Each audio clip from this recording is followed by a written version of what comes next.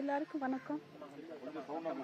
நீதிபதிகள், சிபிஐ, வழக்கறிஞர்கள், பிரஸ் மீடியாக்கள், ஊர் பொதுமக்கள் அனைவருக்கும் வணக்கம். என் பையனை அடித்து கொன்ற வழக்கில் என் பையன் திருடன் இல்லை என்று நீதிபதிகள்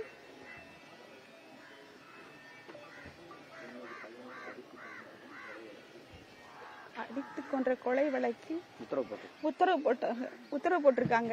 அது மனசுக்கு ரொம்ப சந்தோஷமா இருக்கு. இருந்தாலும் கூட என் மயம் போனதை தாங்க முடியாத வருத்தமும் இருக்கு. 11 மணிக்கு நடந்திருக்கு கோயில்ல. எனக்கு தெரியப்படுத்தவே இல்லை. 11 மணில இருந்து 2 மணிக்கு தான் ஸ்டேஷன்ல கூட்டி கொண்டு விட்டுருக்காங்க. மேற்தெல்லாம் ஒரு காரணம் சொல்லி கூட்டி கொண்டு விட்டுருக்காங்க. ஏன் எனக்கு தெரியப்படுத்தல? வீட்டுக்கு என் மையம் இப்படி செஞ்சிருக்கேன் அப்படின்னு ஏன் எனக்கு தெரியப்படுத்தல? யாராலும் அடிச்சிருக்கான்னு சொல்றாங்க. எதுக்கு அடிச்சாங்க? எதுக்காக அடிச்சாங்க? என்ன காரணத்துக்காக என் மையம் செஞ்சதை பார்த்து அடிச்சாங்க? எனக்கு சொல்லியிருக்கணும்ல. சொல்லாம கூட்டி கொண்டு விட்டுட்டு எனக்கு தெரியவே தெரியும். 4:30 மணிக்கு தான் சொல்றாங்க. எனக்கு தெரியும் சொல்றாங்க இந்த மாதிரின்னு. எதுக்கு சொல்லாம கூட்டிட்டு விட்டாங்க? யார் எடுத்ததை பார்த்தது? இந்த நிக்கிதான்ற மேடம் பொய் புகார் கொடுத்திருக்காங்க. யார் சொல்லி கொடுத்தாங்க? பெரிய இடத்துல இருந்து உத்தரவு வந்துச்சு. நாங்க அதனால அந்த உத்தரவு படி செஞ்சோம் அப்படின்னு இந்த போலீஸ்காரங்க 5 பேர் சொல்றாங்க. அந்த 5 பேர் பெரிய இடங்கிறது யாரு அது எங்களுக்கு தெரியணும்.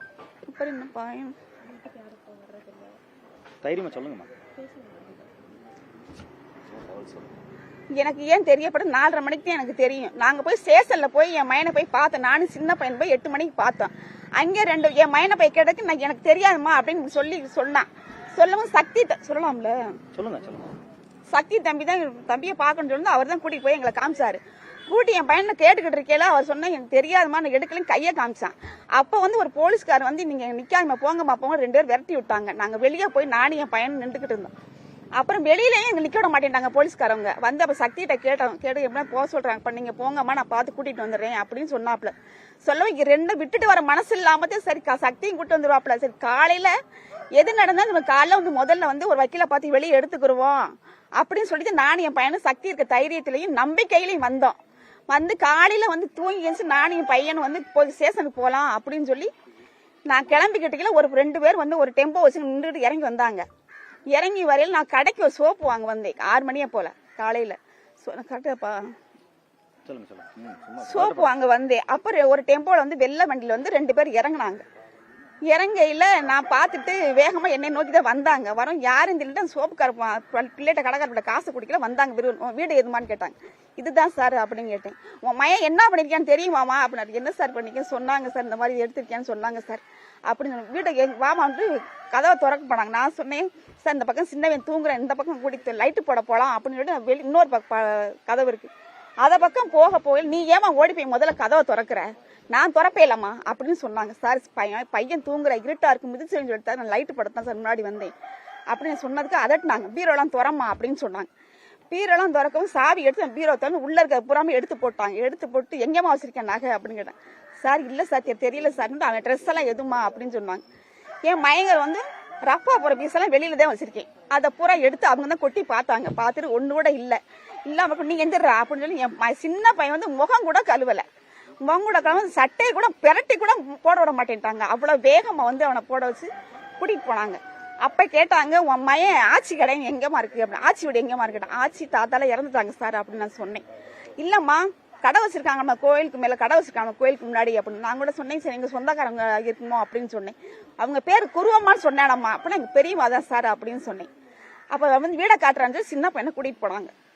கூட்டிட்டு போவோம். சரி கூட்டிக்கொண்டு வீடைத்தானே காமிக்கத்தானே கூட்டிட்டு போறாங்கன்னு சொல்லிட்டு நானும் உள்ளங்கெல்லாம் எடுத்து வச்சுட்டு வெளியே பார்த்தா அப்புறம் எங்க சொந்தக்காரன் பக்கம் போனவங்க சொன்னாங்க என்னமோ சின்ன மையனையும் கூட்டிட்டு போயிட்டாங்க. சொல்லி என்ன வீடைத்தானே காமிக்க போறேன்னு கூட்டிட்டு போனாங்க. அவனையும் கூட்டிட்டு போயிட்டாங்களா அப்படின்னு சொல்லிட்டு நான் அந்த சொல்லலாம் அப்ப வினோத்ன்றவங்க அந்த பையன்கிட்ட போய் நான் கேட்டேன். தம்பி இந்த மாதிரி சின்னவனையும் கூட்டிட்டு போயிட்டாங்கப்பா அப்படின்னு சொல்லி. இல்லம்மா விசாரிச்சு விட்டுருவாங்க ஒன்னும் பயப்படாதீங்க அப்படின்னு சொன்னாப்ல. சொல்லவும் கொஞ்ச நேரம் இருந்து பார்த்தேன். வரல. 11 மணியாச்சு 10 மணியாச்சு வரல. அப்புறம் எங்க அக்கா அண்ணன் மையன்ட்ட கேட்டேன். இந்த மாதிரி இல்ல வந்துருவாங்க விசாரிச்சு விட்டுருவாங்க அப்படின்னு சொன்னாங்க. அப்புறம் இருக்கவும் அப்புறம் திரும்ப எங்க அண்ணன் தான் போன் போட்டு, தம்பி எனக்கு ரொம்ப பயமா இருக்கா, ரொம்ப லேட் ஆயிடுச்சு, 2 பேரையும் கூட்டிட்டு போயிருக்காங்க, ஒரு விவரம் தெரியலப்பா, நீ சக்தி தம்பிக்காவது போன் போட்டு என்னன்னு கேளுப்பா அப்படிங்கிறதுக்கு சக்திக்கு போன் போட்டுச்சு எங்க அண்ணன். போடையில போன் போகலத்த, நான் திரும்ப ஒருக்கா நம்பர் வேணா தரேன், நீங்க வேணா போடுங்கத்தேன்னு சொல்லிச்சு. சரி குடுப்பா, நான் பேசுனதே இல்லை, சரி குடியா நான் பேசுறேன் அப்படின்னு நம்பர் போட்டு தம்பிக்கு முதல்ல போட்டேன், போகல. திரும்ப ஒருக்கா போட்டேன், எடுத்தாப்புல இந்த மாதிரி கூட்டிட்டு போயிருப்பாங்க. இல்லப்பா பயப்படாதீங்க, திரும்ப கூட்டிட்டு விட்டுருவாங்க, விசாரிச்சு விட்டுருவாங்கன்னு சொல்லவும் நான் ரொம்ப தைரியமா இருந்தேன். சரி இவ்வளவு தூரம் சொல்றாங்களே, விட்டுருவாங்க. நான் இது வரைக்கும் இவ்வளவு நாள் ஆச்சு, இவ்வளவு வயசாகி போச்சு, எனக்கு இந்த மாதிரி நான் கேள்விப்படவே இல்லை. எடுத்திருந்தா உள்ள வைக்க போறீங்க, எடுக்கலைன்னா வெளியே விட போறீங்க, இந்த தைரியத்துல நான் இருந்தேன். இல்லைன்னா எடுத்திருந்தா உள்ள வைக்கப்பாங்க, நம்ம ஒரு அக்கில பார்த்து நாளைக்கு எடுத்துக்கிறோம் அப்படின்ற தைரியத்துல நானும் என் மயனை ரொம்ப. இவனையும் கூட்டிட்டு போய் 6 மணி சரி 6 மணிக்கு விட்டுருவாங்கன்னு திரும்ப சொன்னாங்க. சரி 2 பிள்ளைங்க நம்ம கோயிலுக்காரங்க தான், நம்ம சொந்த பந்தம் தானே, நம்பித்தான் நான் முக்கியமா இருந்தேன், நம்பி இருந்தேன். யாருமே கேட்கலன்றது என் மயன் இறந்ததுக்கு அப்புறம் தான் எனக்கு தெரியும். ஏன் கேட்கல, யார் எடுத்ததை பார்த்தது யாரு, என் மயன் திருடனி எடுத்தது பார்த்தது யாரு. நான் அப்படி பிள்ளை வளர்க்கவே கிடையாது, இல்லாத விடுதேன் நான் பிள்ளை வளர்த்தேன். ஆனா யாரா சொல்லுங்க, என் மயங்க 2 பேரும் இந்த மாதிரி இந்த இடத்துல செஞ்சாங்கன்னு சொல்லுங்க பாப்பா, இப்பவே நான் சாகுறேன். அப்படி நான் பிள்ளை வளர்த்தேன், கஞ்சிக்கு யார் வீட்லயும் போய் கஞ்சிக்கு பாட்டுல துணிக்கு விடல. நானு வைராக்கியமா பிள்ளை வளர்த்து என் பிள்ளை சொத்துன்னு நினைச்சா 2 பிள்ளைங்க வச்சிருந்தேன். ஆனா கடைசி ஊர் பையன் கூடி கும்மி அடிச்சு விட்டுட்டாங்க. அந்த நிக்கிதான்றவங்கள கைது பண்ணணும். யார் சொல்லி செஞ்சாங்க, எதுக்கு போருக்கு தப்பான போருக்கு எதுக்கு கொடுத்தாங்க, அதனால தெரியப்படுத்தணும்.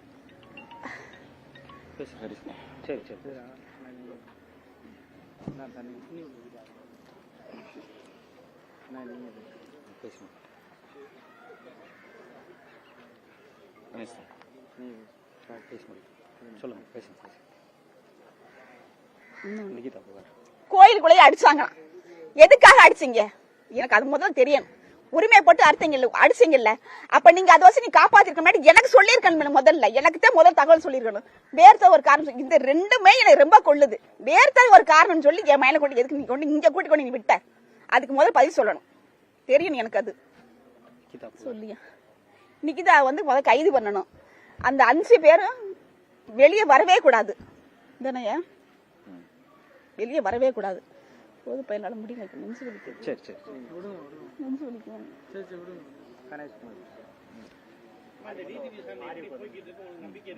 தம்பி எனக்கு நம்பிக்கை இருக்கு, சிபிஐ சார் மேல நம்பிக்கை இருக்கு. தம்பி உங்ககிட்ட கேள்விகள் இருந்தா நீங்க கேட்டுக்கலாம். வேற எதுவும் கேள்விகள்? நீதிமன்றத்துல நீதிபதி சீனியர் சொல்லியிருக்காங்க, காவல்துறைக்கு பாடம் புகட்ட வேண்டும் அப்படின்னு சொல்ல மறந்துட்டேன். யாரா இருந்தாலும் வெளியே வரக்கூடாதுன்னு சொல்லியிருக்காங்க. இவ்வளவு நாள் போராடுனதுக்கு நிக்கிதா கொடுத்த புகாரும் ஒரு பொய்யான புகாரும் சிபிஐ அறிக்கை தயாரித்து சப்மிட் பண்ணணும்னு சொல்லியிருக்காங்க. நீதிபதி உங்களுடைய மகன் கொலை வழக்க இவ்வளவு பேசினது, இவ்வளவு தீர்ப்பு கொடுத்தது, இதை பத்தி எப்படி பார்க்கணும்? வரவேற்பது. ஒரு தாயா இருந்து அவங்க என்ன உணரணுமோ அதை உணர்ந்து அந்த இத தீர்ப்பை கொடுத்திருக்காங்க. அதுல ரொம்ப சந்தோஷப்படுறேன் நானு. ஒரு தாய்க்கு தான் தெரியும் ஒரு தாயோட வலி, அதை உணர்ந்து அவங்க கொடுத்திருக்காங்க. சரியா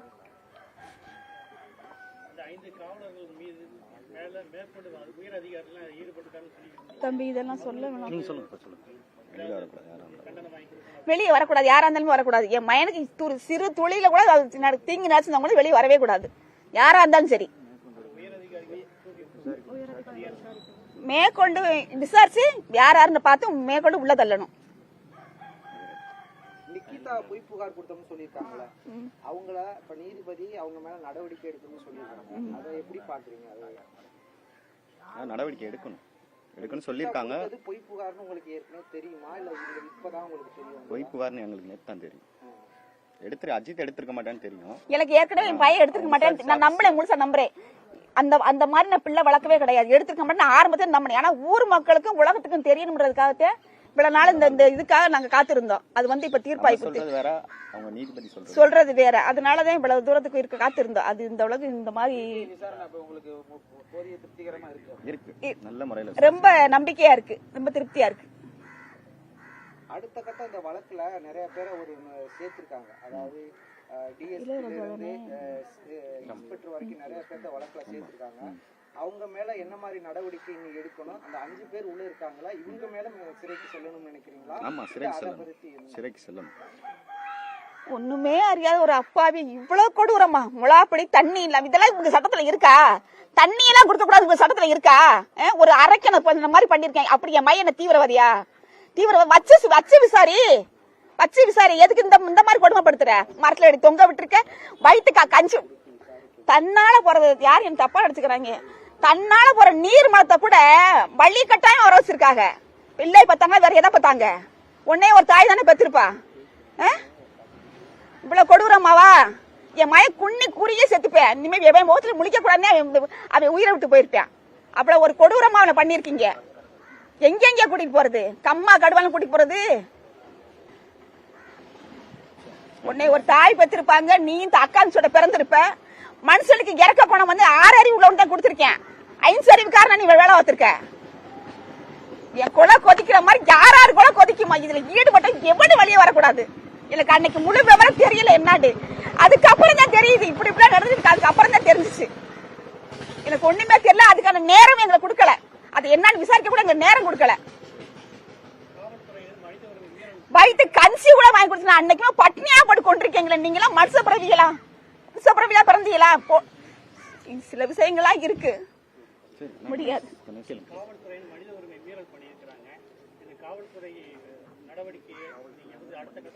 நான் ஒரு தாயா குமுறல, உலகம் பூரா குமுறத்தேன் செய்து இப்படியா கேள்விப்படவே இல்லை. இந்த கொடுமை எல்லாம் நடத்தணும் கேள்விப்படவே இல்லை. கடவுளே கேள்விப்படவே இல்லை.